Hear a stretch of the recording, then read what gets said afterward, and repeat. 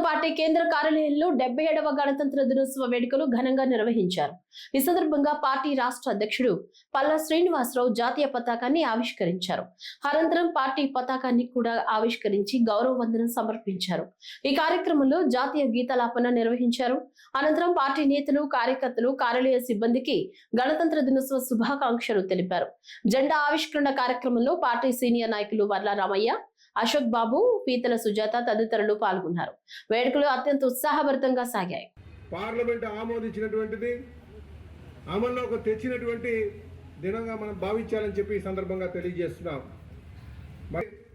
ఈ రాజ్యాంగాన్ని ముఖ్యంగా ఈ ఎలక్షన్ ఏదైతే ఉందో ఎలక్షన్ని ఒక పద్ధతి ప్రకారంగా తీసుకెళ్ళడానికి నిన్న ఏదైతే జనవరి 25 ఉందో దాన్ని ఓటర్స్ డేగా, election commission of India formation డేగా మనం భావిస్తాం.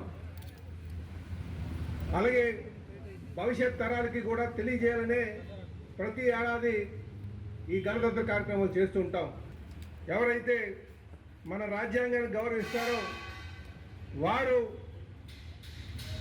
రాజకీయంగా ఎదిగిన తర్వాత ఆ హక్కుల్ని కాలు రాసే విధంగా ప్రవర్తించకూడదు.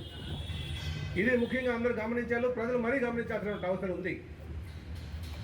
ఎందుకంటే అంబేద్కర్ గారు ఎప్పుడైతే ఈ రాజ్యాంగాలు అమలుపరిచారో, అమలుపరిచిన రోజు వారు చెప్పినటువంటి మాట, దీన్ని అంతిమ లక్ష్యాలు చేరుకోవాలంటే పాలకులు ప్రజాస్వామ్య విలువల్ని కాపాడే విధంగా, దీన్ని ట్రూ స్పిరిట్తో నడిపించే విధంగా మరి నడవాల్సినటువంటి అవసరం ఉంది.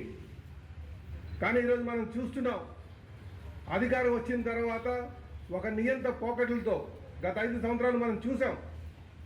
అలాంటి వారికి ఈరోజు ప్రజలు బుద్ధి చెప్పి పక్కన కూర్చోబెట్టారు. భవిష్యత్తులో కూడా ఎవరైనా సరే రాజ్యాంగ హక్కులు కానీ, ప్రాథమిక హక్కులు కానీ, చట్టాలతో మనకి ఇచ్చినటువంటి లీగల్ రైట్స్ కానీ ఎవరైనా కాలు రాస్తే వారికి ఖచ్చితంగా బుద్ధి చెప్పాల్సినటువంటి అవసరం ఉంటుంది. గతంలో తెలుసుకున్నటువంటి విషయం కూడా మనం గమనించాలి. కనుకనే ప్రతి ఒక్కరి బాధ్యత, ఈ భారతదేశంలో కానీ, ఈ రాష్ట్రంలో కానీ ఇక్కడ ఉన్నటువంటి ప్రతి ఒక్క పౌరుడి యొక్క బాధ్యత రాజ్యాంగ హక్కుల్ని మనం కాపాడాల్సిన ఉంది, రాజ్యాంగాన్ని పరిరక్షించాల్సిన అవసరం ఉంది. మరీ ముఖ్యంగా అధికారంలోకి వచ్చినటువంటి వారు, అధికారం కాక్షించేటువంటి వారు, వీళ్ళందరూ కూడా అది దాని ట్రూ స్పిరిట్తో మనం అమలుపరిచే విధంగా మనం అందరూ కూడా ప్రయత్నం చేయాలని చెప్పి ఈ సందర్భంగా తెలియజేస్తున్నాం.